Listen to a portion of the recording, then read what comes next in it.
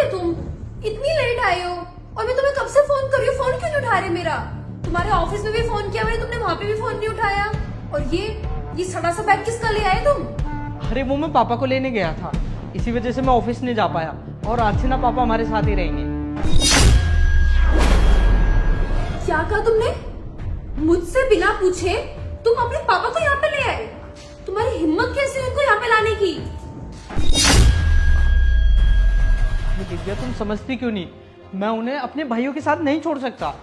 और तुम्हारे भाइयों को क्या दिक्कत है उन्हें अपने साथ रखने में, जो उन्होंने मुंह उठा के उनको यहाँ पे भेज दिया? तुम कुछ भी कहो, आज से ना पापा हमारे साथ ही रहेंगे। देखो मेरी ना बात कान खोल के सुनो, ये ना कोई वृद्धाश्रम नहीं है और ना ही यहाँ पे पैसे पेड़ पे उगते जो अपने बाप को मुंह उठा के यहाँ पे ले आई हो। तुम्हारी सैलरी से ना हम दोनों का खर्चा ही नहीं निकल पाता। तुम्हें पता हमारे कितने एक्सपेंसेस हो रहे हैं और ऊपर से तुम उनको ले आए यहाँ पर। तुम्हारे ना बोलने से कुछ नहीं होता। तुम्हारा क्या है, तुम तो ऑफिस चले जाते हो, रहेंगे तो वो मेरे साथ ही ना। उनका खाना पीना कपड़े लत्ते मुझे तो देखने पड़ेंगे ना। एक काम करो, अभी क्या अभी ना उनको वापस छोड़ कर आओ, मेरे से नहीं बर्दाश्त होगा ये सब। देखो तुम ना अपने आप डिसाइड कर लो कि तुम्हें मेरे साथ रहना या उस बुढ़े के साथ। और वैसे भी इतनी महंगाई में हम कैसे रख पाएंगे उनको यहाँ पे? और तुम्हारे पापा कितने बेशरम है, वो भी मुंह उठा के यहीं चले आए सीधा। दिव्या लिमिट में रहकर बात करो।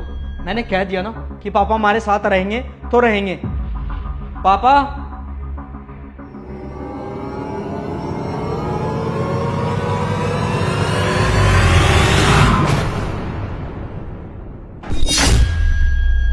पापा आप?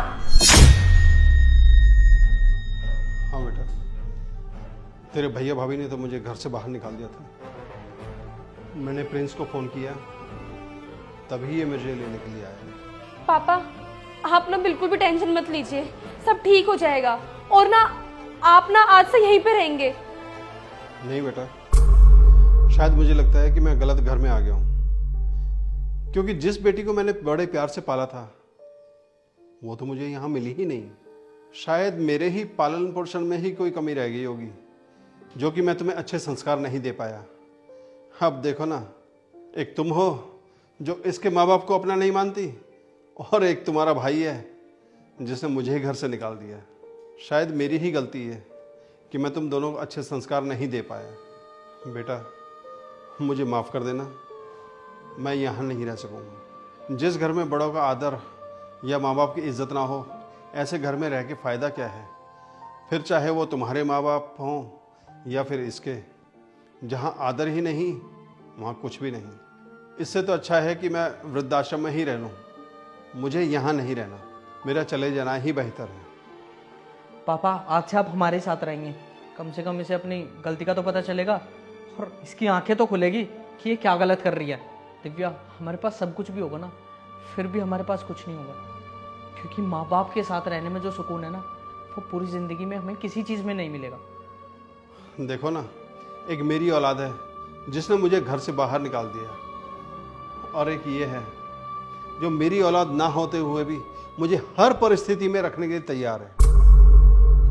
और एक तुम हो, तुमने भी तो वही सब करने की कोशिश की जो तुम्हारे भाई ने मेरे साथ किया। और इसको देखो ना, मेरे एक फ़ोन करने पर ये अपना सारा काम धाम छोड़कर मेरे पास चला आया, मेरा हालचाल पूछने के लिए, मेरी परिस्थिति जानने के लिए। सॉरी पापा, मुझे माफ कर दीजिए। आज मुझे एक चीज का एहसास हो गया है कि माँ बाप चाहे इनके हो या मेरे, मैं दोनों को एक समान रखूंगी। और हम ना कल जाके प्रिंस के मम्मी पापा को भी यहीं पे ले आएंगे। मुझे माफ कर दीजिए पापा, मैंने जाने अनजाने में बहुत बड़ी गलती कर दी। चलिए पापा।